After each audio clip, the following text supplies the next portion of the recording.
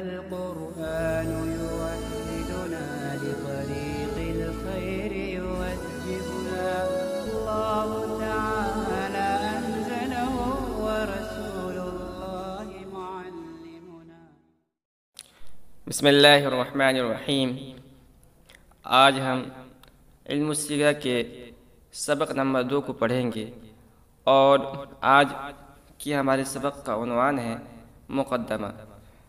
جیسا کہ صاحب کتاب نے اس سے پہلے والے سبق کے اندر بتلایا تھا کہ ان کی یہ کتاب ایک مقدمہ اور 4 باب اور ایک خاتمے پر مشتمل ہے. تو یہاں سے صاحب کتاب اپنی کتاب کے پہلے حصے کو یعنی مقدمہ کو شروع کر رہے ہیں، اور یہ مقدمہ تقریباً 2 صفحات پر مشتمل ہے. یہاں پر دیکھیں صفحہ نمبر 6 پر یہ مقدمہ پورا ہو رہا ہے، اور یہاں سے باب اول کی شروعات ہوگی. تو کہتے ہیں کہ مقدمہ در تقسیم کلمہ و اقسامہ. سب سے پہلے ہم سمجھ لیتے ہیں کہ مقدمہ یہ کسے کہتے ہیں. تو یہ جیسا کہ ہم نے بارہا بتایا آپ کو دیگر کتاب کے سبق کے اندر کہ مقدمہ یہ مقدمۃ الجیش سے ماخوذ ہے.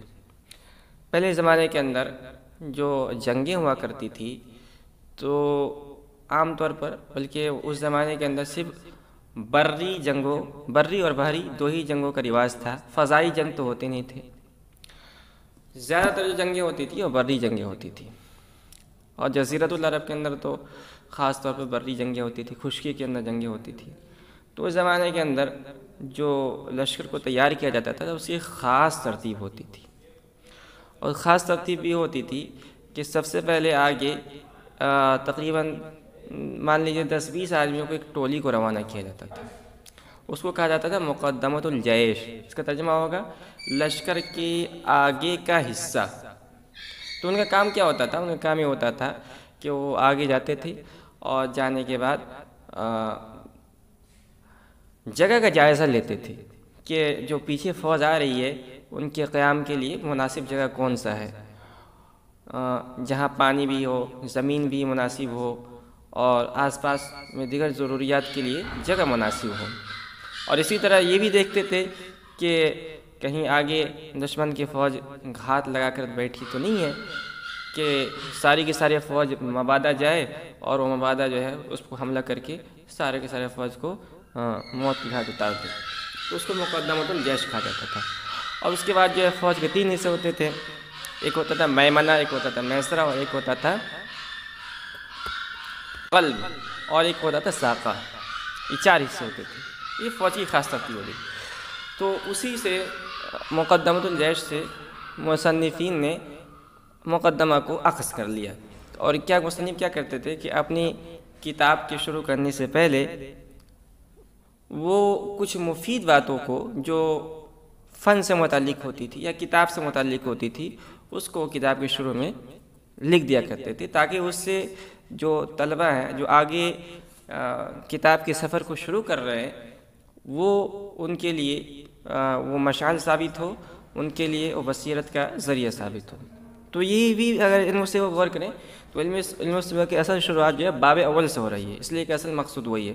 اور اس سے پہلے یہاں مصنف نے بہت ساری باتوں کو ذکر کر دیا ہے جو اسی فن سے متعلق ہے، تاکہ طلبہ کو ایک گونہ بصیرت حاصل ہو جائے کتاب کے سمجھنے میں. قرآن مقدمہ در تقسیم کلمہ و اقسامہ. مقدمہ کلمہ کی تقسیم اور اس کے اقسام کے بیان میں.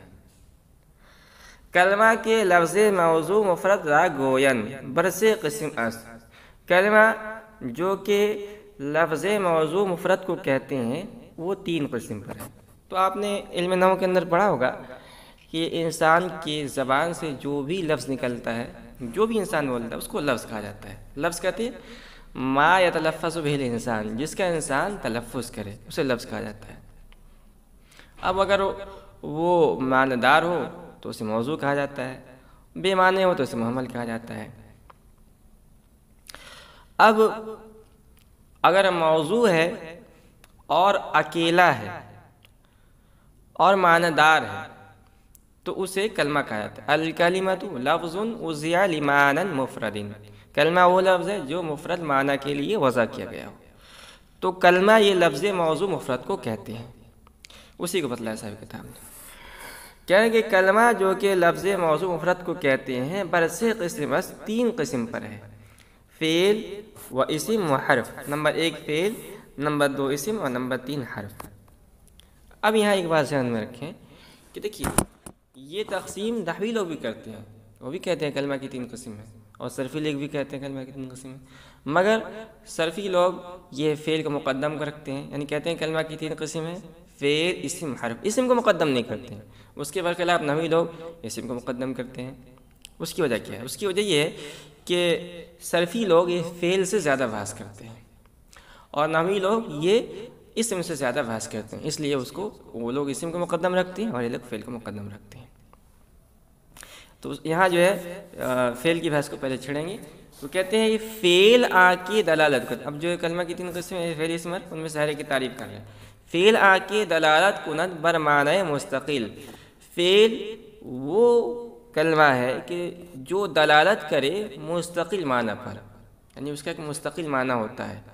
با یکے از ازمنہ ثلاثہ، ماضی و حال و استقبال.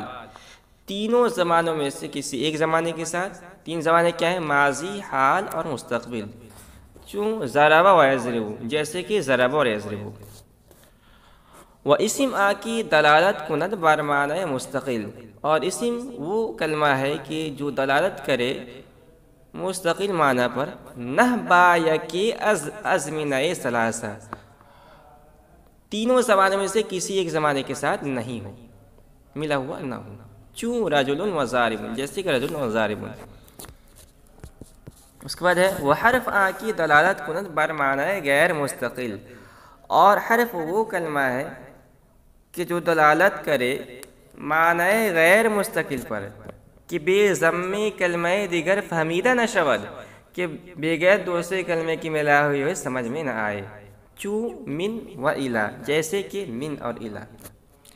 اب دیکھیے یہاں سے یہاں تک جو بحث کی ہے انہوں نے، یہ تو عام سی بات ہے ہمارے لیے، اس لیے کہ ہم کیا کہتے ہیں علم صرف اور علم نحو کی دیگر کتابوں کو ہم نے پڑھا ہے، تو اس کے اندر کلمہ اور اس کی 3 قسموں کو تفصیل کے ساتھ پڑھا ہے. تو یہ ہمارے لیے تو عام بات ہے، کوئی سمجھنے کی بات نہیں ہے. مگر جو مبتدی قاری ہوگا، جس نے پہلے یہی کتاب پڑھنی شروع کی ہوگی، اس کو تو کچھ بھی معلوم نہیں ہوگا، تو اس کے لیے صاحب کتاب نے یہ بحث کو پورا کر دیا یہاں پہ. اس کے بعد ہے فعل کی اقسام کو بیان کر رہے ہیں. فعل باعتباری معنی و زمانہ برسے قسم است. فعل معنی و زمانہ کے اعتبار سے 3 قسم پر ہے. اب یہاں ایک بات دھیان رکھیں کہ فعل کی مختلف حیثیتوں سے مختلف اقسام ہیں. ہم نے یہ نقشہ بنایا ہے، اس نقشے میں آپ دیکھ سکتے ہیں کہ معنی اور زمانہ کے اعتبار سے یہ فعل کی 3 قسمیں، ماضی، مضارع اور امر. اس کے بعد حروف اصلی کی تعداد کے اعتبار سے فعل کی 2 قسمیں ہیں، ثلاثی اور رباعی. اس کے بعد حروف کی اقسام کے اعتبار سے 4 قسمیں ہیں، صحیح، محموز، معتل، مضاف. تو مختلف حیثیتوں سے فعل کی مختلف قسمیں. یہاں جو تقسیم ہو رہی پہلی تقسیم وہ ہے معنی و زمانہ کے اعتبار سے. تو کہہ رہے ہیں فعل باعتبار معنی و زمانہ برسے قسم است. فعل معنی و زمانہ کے اعتبار سے 3 قسم پر ہے، ماضی، مضارع و امر. نمبر 1 ماضی، نمبر 2 مضارع، نمبر 3 امر. اب ان میں سے ہر ایک کی تعریف کر رہے ہیں. ماضی آ کی دلالت کنند بر وقوع معنی و زمانہ در زمانہ گزشتہ. ماضی وہ فعل ہے جو دلالت کرے بر وقوع معنی، فعل کے واقع ہونے پر. معنی کا ترجمہ ہم کریں یہاں فعل سے کریں گے. بر وقوع معنی، فعل کے واقع ہونے پر، در زمانہ گزشتہ، گزشتہ زمانہ میں. چون فعل کرد آ یک مرد. فعل کا ترجمہ ہے فعل کرد آ یک مرد در زمانہ گزشتہ. فعل جس کا ترجمہ یہ ہے کیا اس ایک مرد نے زمانے گزشتہ میں. بالکل آسان ہے. اس کے بعد ہے وہ مضارع. نمبر 2 پر ہے مضارع. مضارع آ کی دلالت کنند بر وقوع معنی در زمانہ حال یا آئندہ. مضارع وہ فعل ہے جو دلالت کرے بر وقوع معنی، فعل کے واقع ہونے پر، در زمانہ حال یا آئندہ، موجودہ زمانے میں یا آنے والے زمانے کے اندر. یہ تو بات آپ جانتے ہیں کہ مضارع میں حال کا زمانہ بھی پایا جاتا ہے اور استقبال کا زمانہ بھی پایا جاتا ہے. چوں یفعلو جیسے کہ یفعلو می کند یا خواہت کرد آ یک مرد بزمان حال یا آئندہ کرتا ہے یا کرے گا وہ ایک مرد زمانے حال میں یعنی موجودہ زمانے میں یا آئندہ زمانے میں. وہ امر آ کی دلالت کند بر طلب کار از فاعل مخاطب بزمانہ آئندہ. امر وہ فعل ہے جو دلالت کرے بر طلب کار از فاعل مخاطب فاعل مخاطب سے بزمانہ آئندہ زمانہ مستقبل میں بر طلب کار کسی کام کی طلب کرنے پر. تو امر وہ فعل ہے جو دلالت کرے بر طلب کار کسی کام کی طلب کرنے پر از فاعل مخاطب فاعل مخاطب سے بزمانہ آئندہ آنے والے زمانے میں. چوں یفعل بکن تو یک مرد بزمانہ آئندہ جیسے کہ یفعل جس کا ترجمہ ہے کر تو ایک مرد زمانے آئندہ میں آنے والے زمانے میں. یہاں یہ بحث پوری ہو گئی. اب آگے فعل کی ایک دوسری قسم بیان کر رہے ہیں ماضی فعل معروف اور فعل مجہول. اسی طرح فعل مثبت اور فعل منفی کو بیان کریں گے. تو کہہ رہے ہیں کہ ماضی و مضارع اگر نسبت فعل در آن و فاعل یعنی کنندہ کار باشد. ماضی اور مضارع میں اگر نسبت فعل اگر فعل کی نسبت دنا اس میں بفاعل فاعل کی طرف یعنی کنندہ کار باشد یعنی اس شخص کی طرف ہو جس نے کام کیا ہو معروف باشد تو وہ فعل معروف ہوگا. تو ماضی و مضارع اگر نسبت فعل درا ماضی اور مضارع کہ اگر اس میں فعل کی نسبت فاعل کی طرف ہو. ماضی و مضارع میں اگر فعل کی نسبت فاعل کی طرف ہو اور فاعل کسے کہتے ہیں یعنی کنندہ کار یعنی کام کرنے والے آدمی کی طرف ہو معروف باشد تو اسے فعل معروف کہیں گے. چوں ضربہ جیسے کہ ضربہ زد آ یک مرد اس ایک مرد نے مارا. تو ضربہ کا ترجمہ ہوا اس ایک مرد نے مارا. تو اس میں فعل کی نسبت یعنی مارنے کی نسبت فاعل کی طرف ہو رہی ہے یعنی کرنے والے کی طرف ہو رہی ہے تو اسے کہیں گے فعل معروف. ویضرب می زد یا خواہد زد آ یک مرد. یضرب کا ترجمہ ہے مارتا ہے یا مارے گا وہ ایک مرد. تو فعل کی نسبت اگر فاعل کی طرف ہو رہی ہے تو اسے کہیں گے فعل معروف. اور اگر بمفعول باشد یہ پورا جملہ یہیں سے متعلق ہے کہ ماضی و مضارع اگر نسبت فعل درآ بمفعول باشد ماضی و مضارع میں اگر فعل کی نسبت مفعول کی طرف ہو یعنی مفعول کسے کہیں گے یعنی آکے کار پر واقع شدہ یعنی اس شخص پر جس پر فعل واقع ہوا ہے مجہول وہ تو وہ فعل مجہول ہوگا. چوں ضربہ جیسے کہ ضربہ اس کا ترجمہ کیا ہے زدہ شد آ یک مرد وہ ایک آدمی مارا گیا. تو اس میں فعل کی نسبت مفعول کی طرف ہو رہی ہے مارا گیا وہ ایک مرد. کس نے مارا اس کی طرف فعل کی نسبت نہیں ہو رہی تھی اسے جو ہے فعل مجہول کہتے ہیں. وَيُضْرَبُ زدہ می شود یا زدہ خواہد شد آ یک مرد. اور یضرب جس کا ترجمہ ہے کہ مارا گیا مارا جاتا ہے یا مارا جائے گا وہ ایک مرد.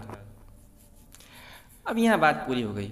اب آگے ایک نوٹ کرتے ہیں. ہم کہتے ہیں نا کوئی بات اگر کیا کہتے ہیں اہم بتلانی ہو یا کوئی بات کہی گئی ہے اس پر کسی کے ذہن میں کوئی اشکال آ سکتا ہو تو اس کو ہم نوٹ کر کے عنوان ڈال کے لکھ دیتے ہیں. تو ایک نوٹ ہے اسی کو فائدہ کے تحت انہوں نے ذکر کیا.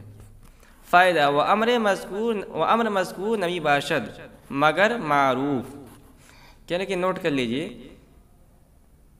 کہ وہ امر مذکور نمی باشد کہ جس امر کی تعریف کی گئی ہے وہ امر مذکور جس امر کی تعریف کی گئی جس امر کو ذکر کیا گیا ہے. فعل کی 3 قسم بیان کی ہیں ماضی مضارع امر. تو امر مذکور اور جس امر کو ذکر کیا گیا ہے نمی باشد مگر معروف وہ نہیں ہوتا ہے یعنی وہ نہیں بنایا جاتا ہے مگر فعل معروف سے.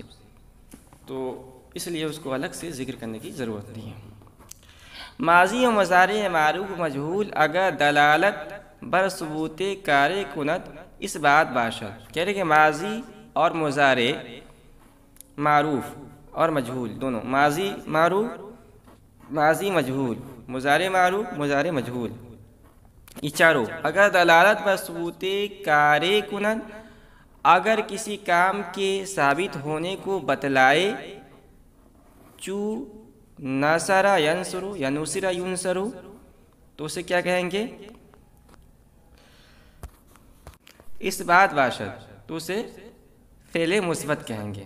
تو ماضی مضارع معروف مجہول، ماضی و مضارع خواہ معروف یا مجہول ہو، اگر دلالت بر ثبوت کار کنت اگر کسی کام کے ثابت ہونے کو بتلائے اس بات باشد، تو اسے فعل مثبت کہیں گے، چو نصر ینصر اور نصر ینصر۔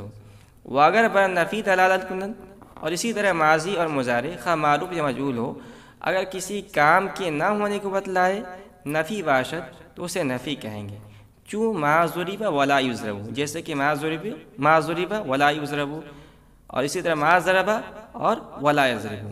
تو یہ فعل کی ایک قسم ہوئی، کیا کہتے ہیں، ماضی مضارع امر، دوسری قسم ہوئی فعل معروف فعل مجہول، اور تیسری قسم ہوئی فعل ماضی معروف مثبت، فعل ماضی معروف منفی، فعل ماضی مجہول مثبت، فعل ماضی مجہول منفی، فعل مضارع معروف مثبت، فعل مضارع معروف منفی، فعل مضارع مجہول مثبت، فعل مضارع مجہول منفی۔